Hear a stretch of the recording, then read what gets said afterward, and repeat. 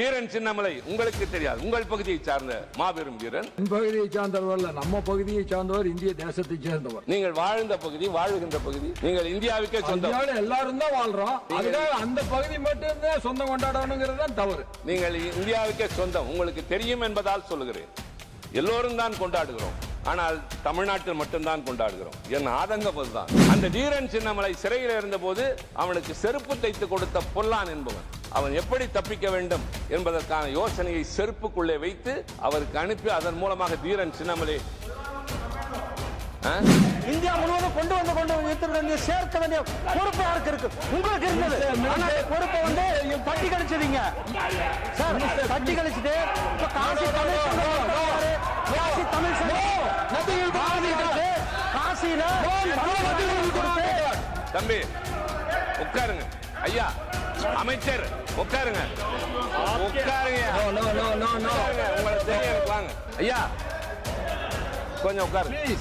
காஷ்மீரில் இருந்து கன்னியாகுமரி வரை ஒன்று என்று நடத்துங்கள். எல்லோரையும் ஒன்றாக நடத்துங்கள், எல்லா மொழிகளையும் ஒன்றாக நடத்துங்கள், எல்லா இனத்தோருடைய தியாகத்தையும் போற்றுங்கள். கிடையவே. ஆனால் நாங்கள் யார்? மாநில கட்சி.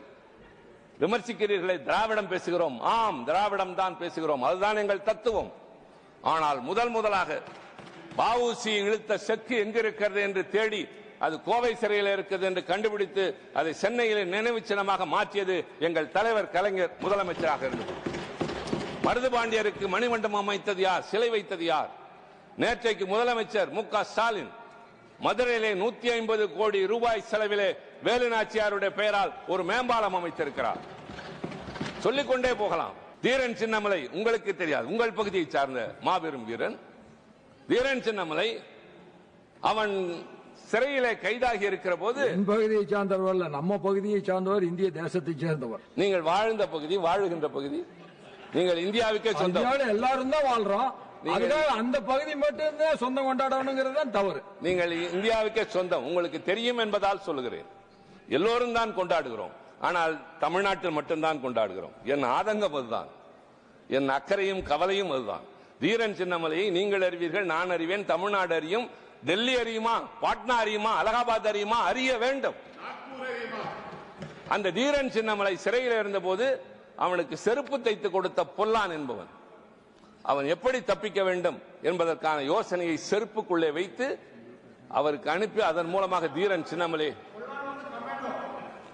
ஐயோ நான் கேளுங்க தம்பி, இங்க பாருங்க, நீங்க தப்பான வரலாறு நிறைய சொல்லிட்டு இருக்கீங்க சார். தலைவர் அவர்களே, உங்களுக்கு தெரியும், நீங்க தமிழ்நாட்டில இருந்து வந்திருக்கோம். அவர் தொடர்ந்து ஆரம்பத்திலிருந்து அவருடைய பேச்சு ஆரம்பிச்சதுல இருந்து தப்பான தகவல் சொல்லிட்டு இருக்காரு. 20 வருஷம் ஆட்சியில் இருந்தது யார் சார்? சென்ட்ரல்ல 20 வருஷம் ஆட்சியில் இருந்தது யார்? திமுக ஆட்சியில் இருந்தது, காங்கிரஸ் ஆட்சியில் இருந்தது. நீங்க அவங்க கூட கூட்டணியில் இருக்கிறீங்க. அப்ப யார் பண்ணிருக்கணும்? நீங்க கொண்டு வந்திருக்கணும். இங்க வந்து இந்தியா முழுவதும் கொண்டு வந்து சேர்க்க வேண்டிய பொறுப்பு யாருக்கு இருக்கு? உங்களுக்கு இருந்தது. பொறுப்பை வந்து தட்டி கழிச்சிட்டீங்க சார். தட்டி கழிச்சுட்டு இப்ப காசி தமிழ் காசியில இந்த பனாரஸ்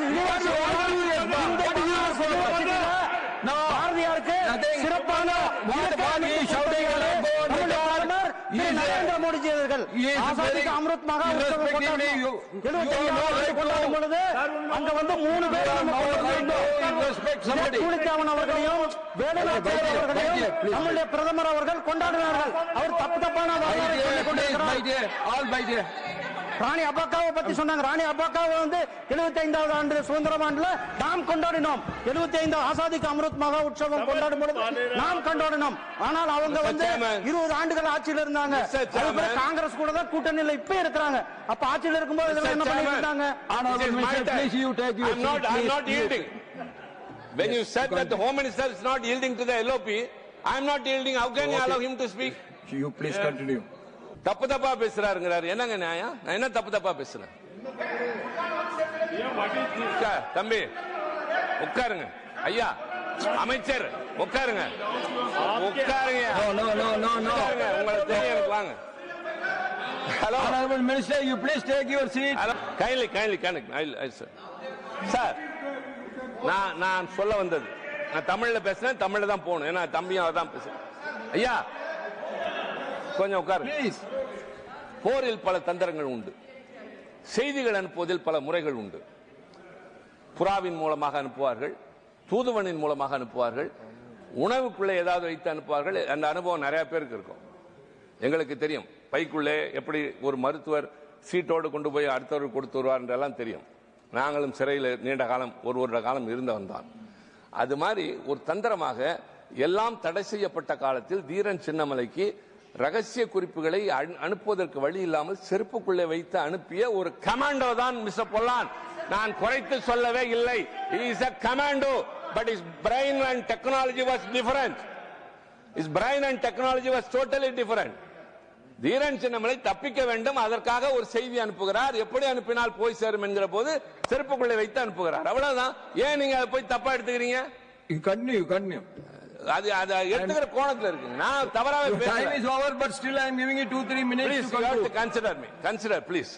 இப்ப நான் சொல்லிடுறேன். இவ்வளவு சொன்னேன், எதையுமே நான் தப்பா பேசுறது தம்பி, நீங்க வெரிஃபை பண்ணிக்கலாம். நான் வரலாற்றை அப்படியே சொல்கிறேன். I appeal to the leader of the house as well as through you, my dear brother. இவ்வளவு வரலாறு சொன்னேன் அல்லவா சண்பகராமன். அடுத்து நீங்கள் புதிதாக கடலில் மிதக்க விடப்படுகின்ற போர்க்கப்பலுக்கு